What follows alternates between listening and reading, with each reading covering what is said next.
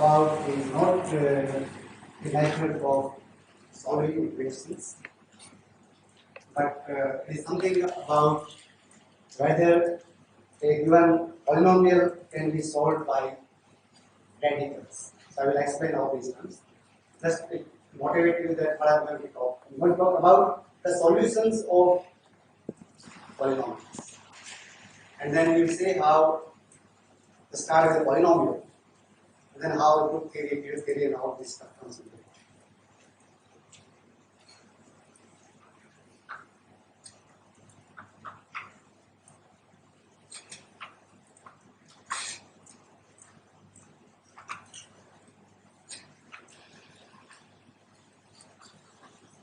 So this is the title of my talk, Glimpses of Galois work, and I hope most of you know about Galois. Arrest Galois. You know, I mean, have you heard this name before this? Students? No. It is not everybody. Anyway. So let's start with a general polynomial.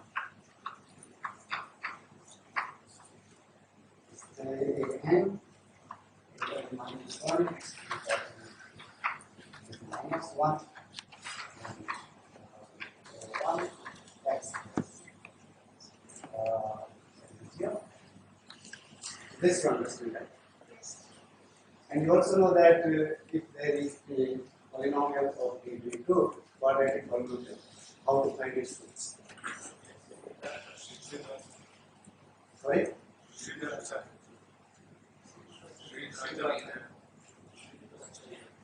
Okay, yeah, anyway, so you know that if you have a polynomial of this type, a2x squared plus a1x plus a0, and polynomial equation, you have to solve this equation. So can someone tell what kind of roots it has? I would have been frustrated if I write ABC. Yeah. So that's fine. What is that?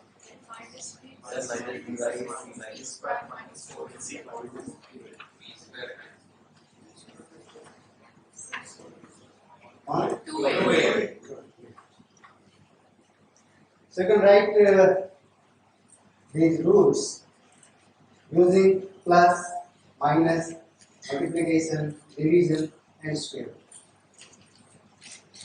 So when we say that we can solve a polynomial by radicals, it simply means that we should be able to find the roots, the solutions of this polynomial using plus, minus, multiplication, division, and square roots, square roots, fourth roots, fifth roots, and so on. So that's what we mean by solving a polynomial by radicals. And then what about going a degree up? Too big? Know something about that story? Factorization. Okay, so let me write that polynomial a x cubed plus b x squared plus x plus c.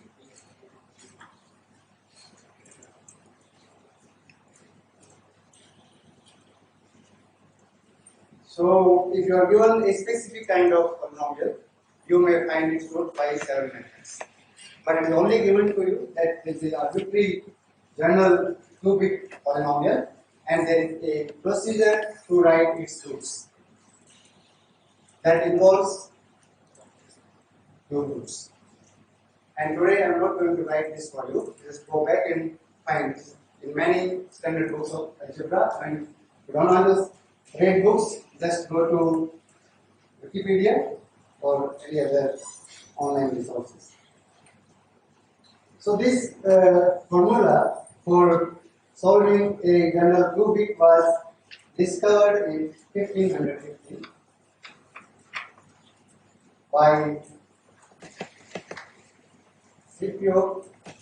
Maybe the pronunciation is not correct, but it's clear to me.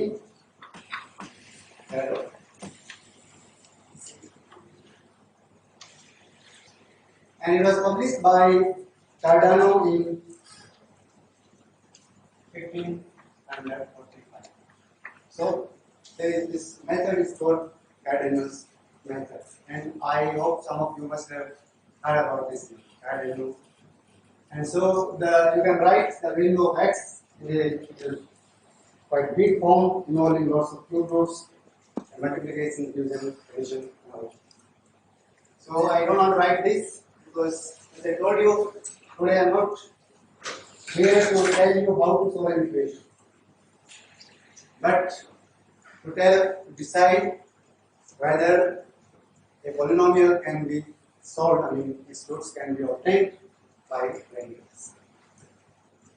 And so you might be surprised that soon after this a quadratic polynomial was solved using radicals. Quadratic means a biquadratic polynomial of degree 4.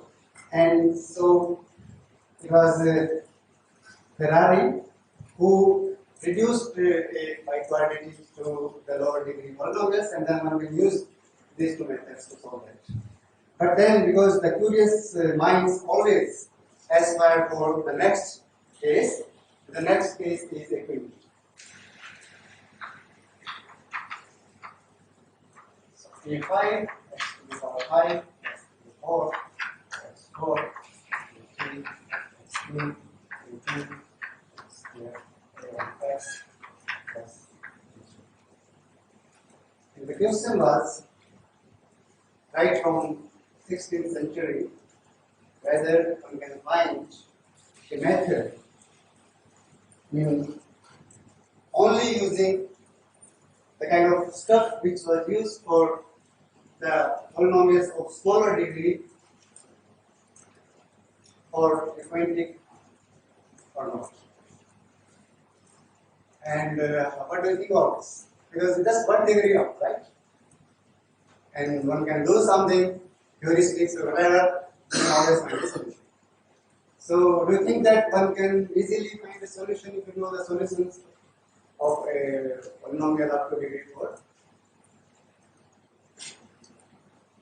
If you can factorize it, then you can do, because then the factors will have degree 1, 2, 3, 4, and then you can use the above methods. But if it is not factorizable, not reducible, a polynomial which cannot be factorized is called non-factorizable or irreducible in mathematics. Irreducible polynomial.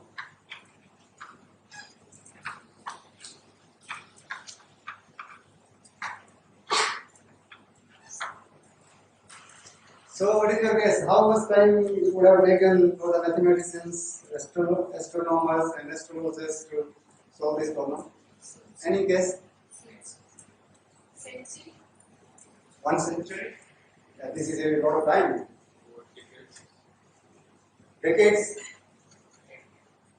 Then you say years, months, days, weeks, seconds. No, it took 300 years. And it was Henrik Abel, who proposed a solution in 1824, and more intrinsic results were proved by Galois, not Chomsky, in 1829. Abel died at the age of 28. Galois died at the age of, any guess? 21.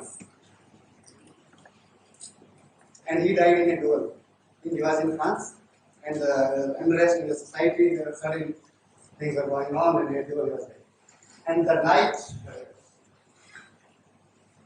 on which he went to the duel, before that he wrote this book and gave to one of his friends that he perhaps was sure that perhaps he will not come back today. So he requested him, please send it for publication. And so he went to a duel night, and his friend then took care of this publication part. So that is the mathematical story.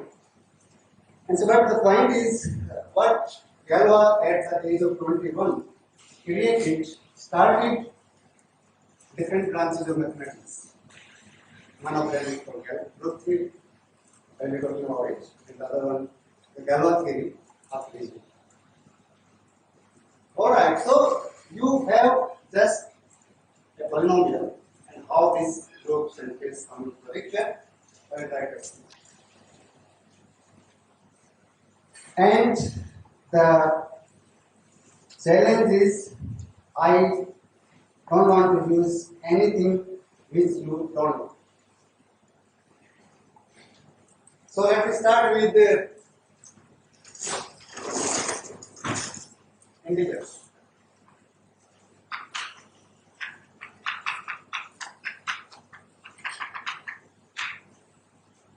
Everyone knows this.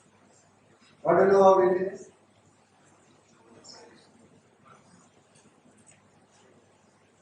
Yeah. बोलिए integers के बारे में क्या जानते हैं? Fractional numbers को हटा के जो बचता अरे बाबा, she is constructing integers from rational numbers, but I want to do it other way around. So these are the building blocks. So these are created by God, right? And so what I want to know from you is that if you add two integers, you always get an integer. So this is called something closed property. And the binary operation you can define on Z. Binary operation is plus. Add two integers to an integer. And what this is associative law which holds. You know associative, this all comes in class 8 I think. 7 or 8. Associative law holds then existence of additive identity 0. If you add 0 to anything, then it is the same. And you can always find the additive inverse of an answer. You take any integer, you can find this negative, add them, you get 0. They are four properties that we write them. Closed property. So of course you really need an operation, binary operation.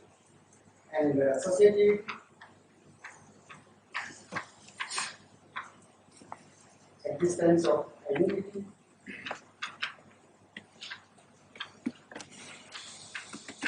and existence of inverse.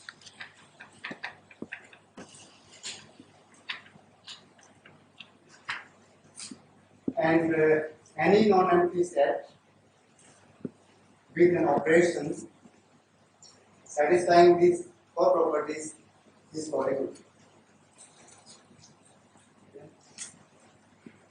So, integers along with plus sign is a group. It also enjoys another property. If you add two integers in whichever order, you get the same result. It's called commutative property. You know this? Yeah? Yes. So it is a commutative group. It's also called an abelian group after the name of Henrik. Can you give some more examples of this sort? Come on, please. Because like infinitely many, I mean, I'm not asking you to give me some specific stuff, but any example other than this example. Please. Like if we have any integer and we subtract both integers, then also we get integer. Yeah, that's a good guess, but I give you an exercise that will not work. You check what is the problem. Any other? You go a little up, then Z. Z is contained somewhere. So the product of two integers is always an integer. Yes, but you cannot find inverse. Yes. So go up. Don't waste time. Go up. Yeah, please. So distributive property would contain integer. Distributive property we don't need it. Okay, so think about yeah, please. If we have rational numbers, Yeah, okay, great. Rational numbers. So about rational numbers with addition is a group. You can check because all these properties will be satisfied. denote by cube, and you know what? I want to spend time on explaining what is cube. Now plus, and I ask another question. You throw out 0 from cube and denote that set by q star. So minus 0. You can take the difference of two sets, right? Take this set, throw 0 away. That's the notation. And under multiplication, what can you see? Is it a group? You know the multiplicative property, identity, all that stuff. Is that a group?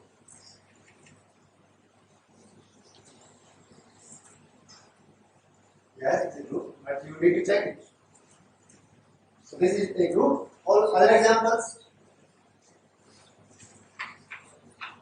Real numbers with addition, real numbers without 0 with multiplication, complex numbers with addition, and complex numbers without 0 with multiplication are all groups. These are all abelian groups, you know. So the interesting objects for us today are these guys. Let us concentrate on Q. Q plus is a group. Q dot is a group. So these are groups.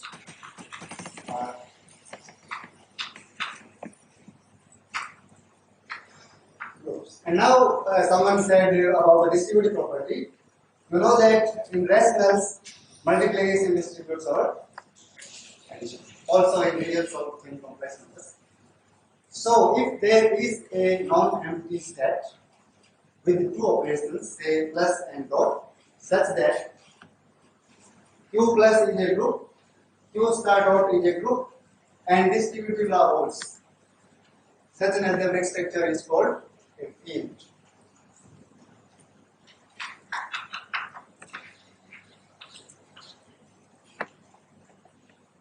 So I introduced to you two terms, groups and fields, and that's what I used for this one.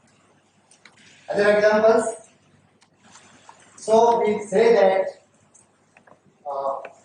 Q plus dot is a field. Similarly, R plus dot and C plus dot is a all. And you now might wonder that I started with a polynomial and then I am talking nonsense about some fields and groups. How does that polynomial come back? Okay, so let's see that. Consider this polynomial equation x square plus 1. What are the roots of so over q? Yeah, this is, you can say that it is over z because the coefficients are integers, but I assume that because the integers are rational numbers, so I can assume that this is a polynomial equation over rational numbers. Or maybe more generally, let me this for this take for r. Real numbers. What are the roots? 5. Sorry? 5. I. In R, yes, it has no root. But does it has any root outside R? Where? In so it has a root which is equal alpha. So let me put a dot. So the condition is alpha square is equal to minus. Great. So you have this field R and this number. This is a symbol for some number, right? Because this is a complex number. So I want to construct a new field from this field and this order. And let me write like this. This set A plus order B, where A and B comes from the real numbers. You understand this set? And can you compare this set with the set of complex numbers? Yes, please come on. You know that this set is a subset of complex numbers. Yes. Because every element is a. But can you say the otherwise also? What is a complex number?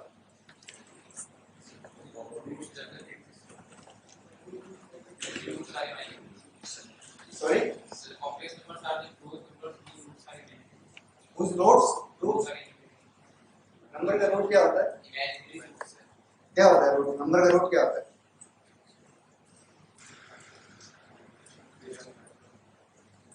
Those numbers which cannot be plotted on the real number line are complex numbers. Relation of real and imaginary. The simplest example, I mean, you can just say that any number of this form is complex number. Yes. Yeah? I mean, it's a plane, the real line, the other real line is a plane, anything on this is a complex number. It can be represented by, so if this axis is x, then y axis is represented by y. So every complex number can be written as a linear combination of 1 and all. So this is nothing but complex numbers. Good. So you have a polynomial over R. You have constructed a field. Yeah? In this case, we say that R C is an extension of R because it goes up. So let me have some place here.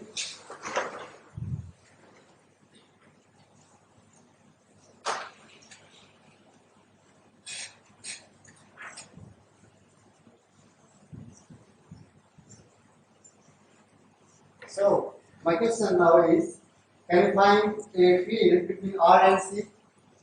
So C lies above R. This simply means that this object is a subset of this, and both of these are fields.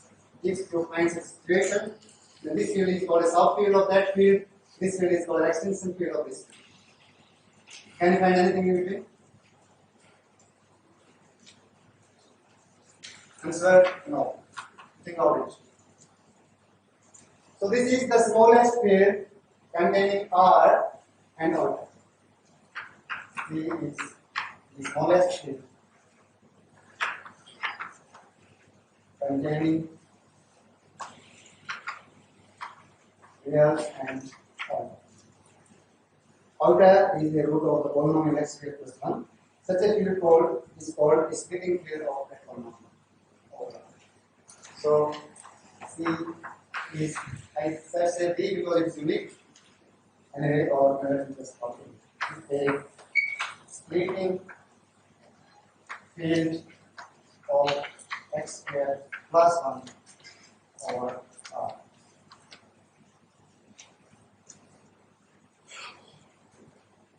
And now one can define a group from this construction.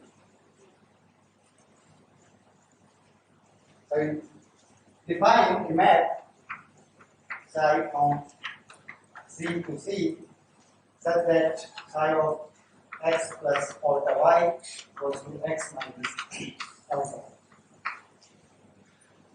You know math, right?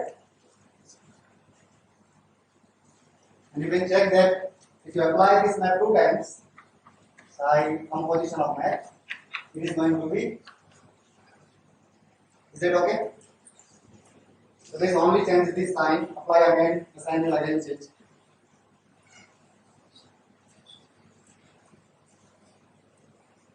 Yeah?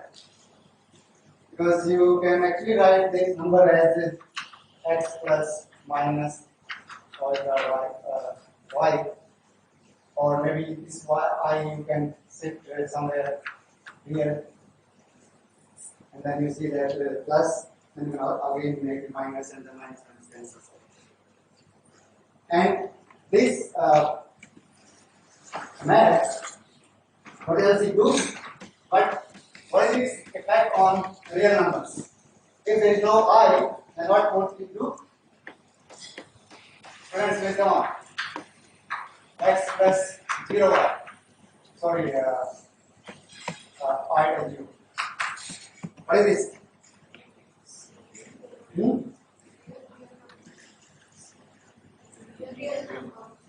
What real number?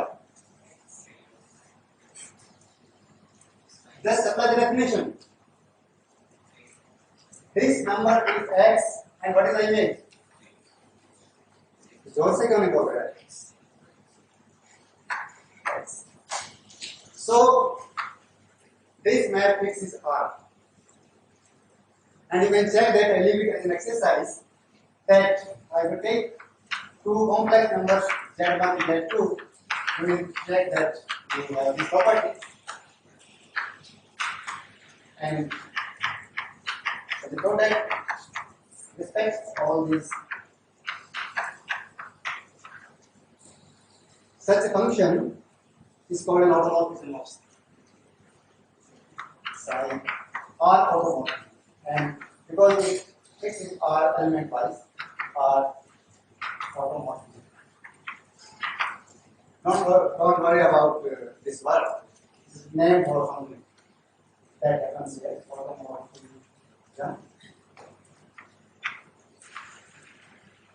Good. Now comes the C. One type. Consider this set. This is a non-empty set, and you take the operation composition of maps, and you prove that this is a group.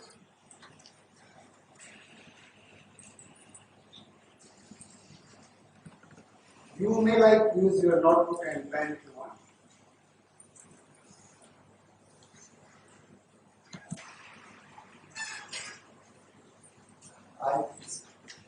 Yeah. So if you take composition of one hand side, is just like psi square is 1 and then associative of all, you can check it in an inverse. What is the inverse of 1? 1. And what is the inverse of psi? So you can find another element which if you multiply gets 1. So psi again, right? The multiplication is composition. So where I go? This group is called the Galois group of this extension. C over R. So is here. So is the Galois group. Extension C over R, the notation for this extension C over R. So is R given a polynomial or some field. In this case it was R. You constructed a splitting field of this polynomial. It's an extension of R, it is C, and then you construct a group. And this is just a tiny example, but the general theory. If this group is of some particular type, then only you can solve this polynomial by radicals, otherwise not.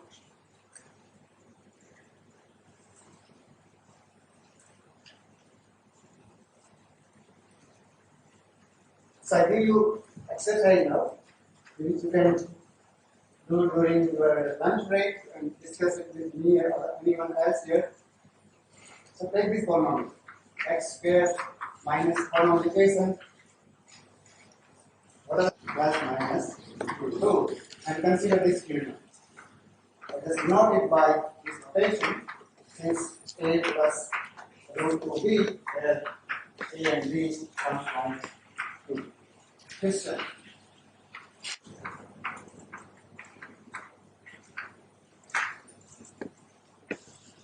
So you had 3 fields Q, R, and C. Now you can construct lot more fields which contain Q.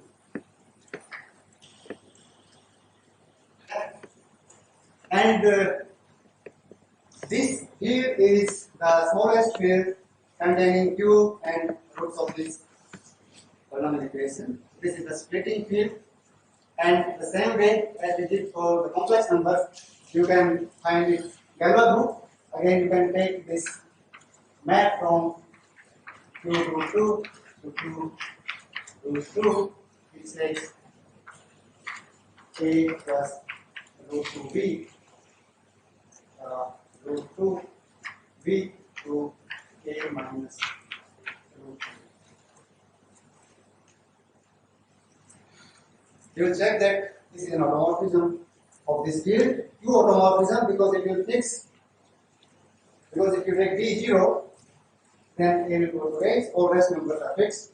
Again, we are going to get an automorphism of order 2. The Galois group is again of order 2. So, how much time do I have?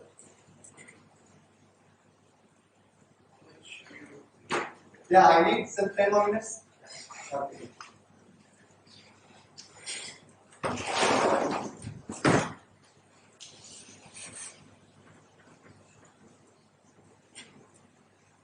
And I hope that up to this point of time I did not use anything which you don't know.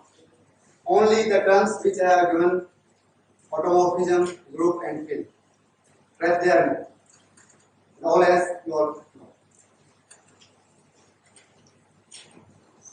You know about the permutations? Yes. Great. So what are they?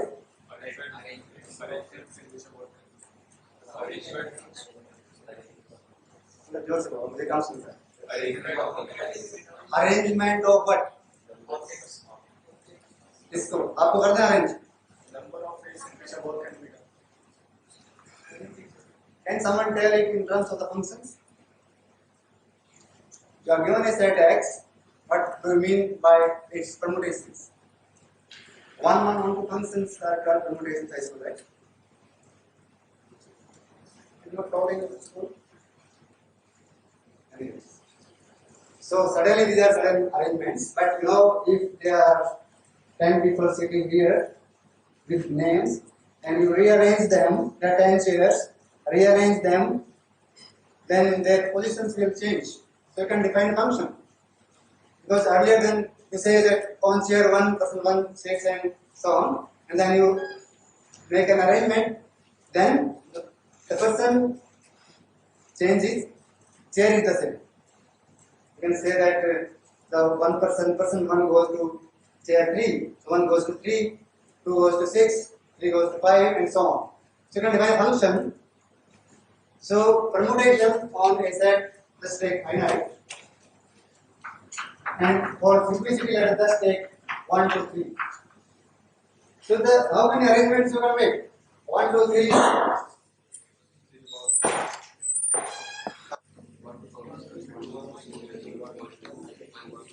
So okay, great. So you know that. Let me try 1, 2, 3. Write it in the form functions. 1, 2, 3. 1, 2, 3. This is a play. We will wait for sometimes.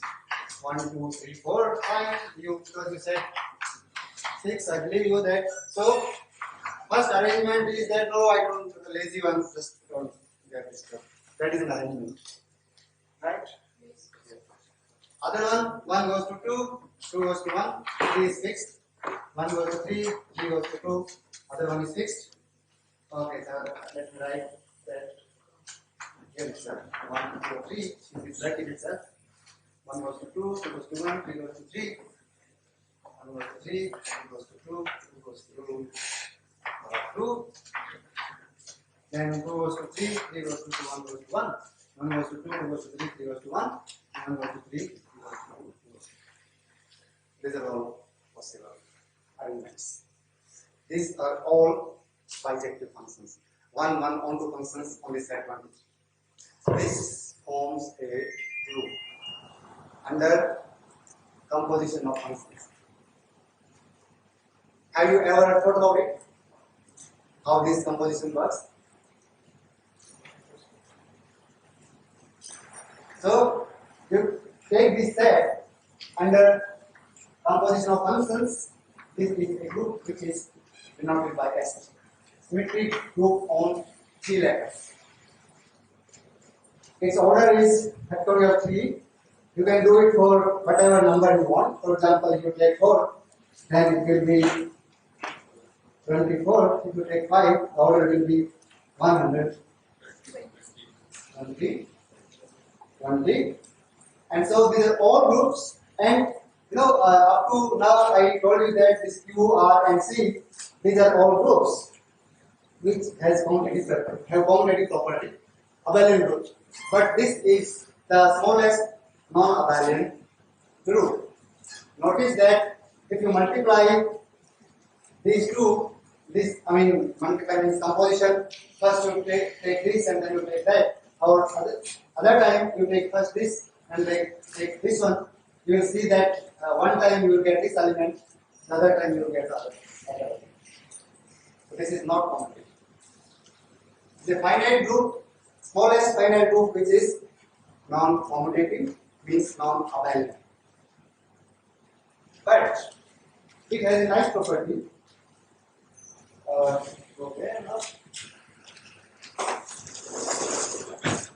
As I told you, if there are fields, there are subfields, then there are groups, there should be subgroups. Because in real life also you will get hierarchy, the boss, sub-boss, this and that. But there is something smallest, bechara. Right?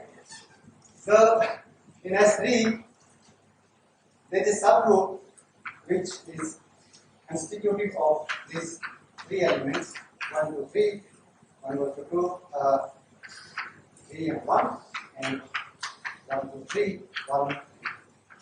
You please check that this is itself different. So we constructed a group having 6 elements. From that group we can construct another group which is contained in this group, which of order 3. We do not require 3 other groups. And such a situation, then say that A3 is a subgroup of S3. The new term that remember it, because it is a group and it is contained in a bigger group, so it is a subgroup. And so notice that in group you can have multiplication. So if you take this A3 and take an element from G, is outside this, for example, 1, 2, 3, 1, 2, 3, 2, 2, 1. As I said, if you multiply these, what does that mean? You take an element from there, multiply with this, multiply with that. You will get a set. This is a subset of S3. This may not be a subgroup, but it will be a set. S3. Similarly, if you multiply this element on the left side, this is also a subset of S3. If these two subsets are equal, not element wise, just set wise, then we say that this subgroup is normal.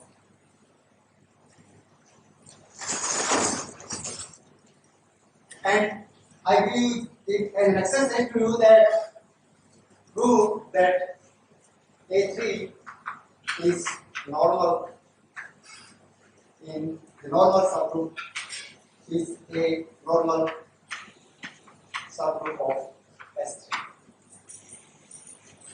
And so, since I do not have much time, I cannot explain you more things in more details. A finite group, you can construct finite groups by a variety of procedures. I am standing here, I can construct a group right now. Take left turn, another left, come back. Take a stair, but that's what I have done, 90 degree. After 4 turns, you will get the same. That is identity. You see that there is going to be a group of order 4. So there are many ways of constructing groups. So what is crucial here is that you start with a polynomial over some field, construct its splitting field, meaning the smallest field containing this field and all roots of that polynomial. So that is a field extension. find its Galois group. If that Galois group contains a series of subgroups, normal subgroups, normal in each other, so for example like this. If G is the Galois group and if it admits a chain of, this is a symbol for normal subgroup, normal subgroup, say G1, normal G2, normal G3, finitely many, say, because they are actually are considering finite stuff. And so, such that this one is normal there, this one is normal there, this one is normal there, and then you can consider their coset groups by considering the cosets.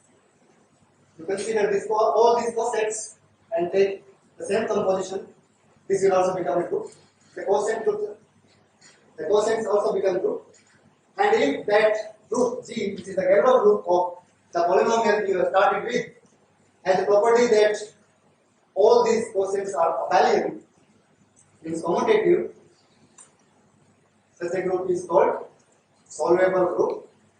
And if the Galois group is solvable, then you can find a formula for the roots of the polynomial using radicals.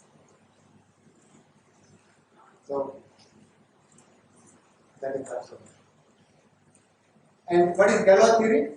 Galois theory is, let me just draw a picture in 1 more minute.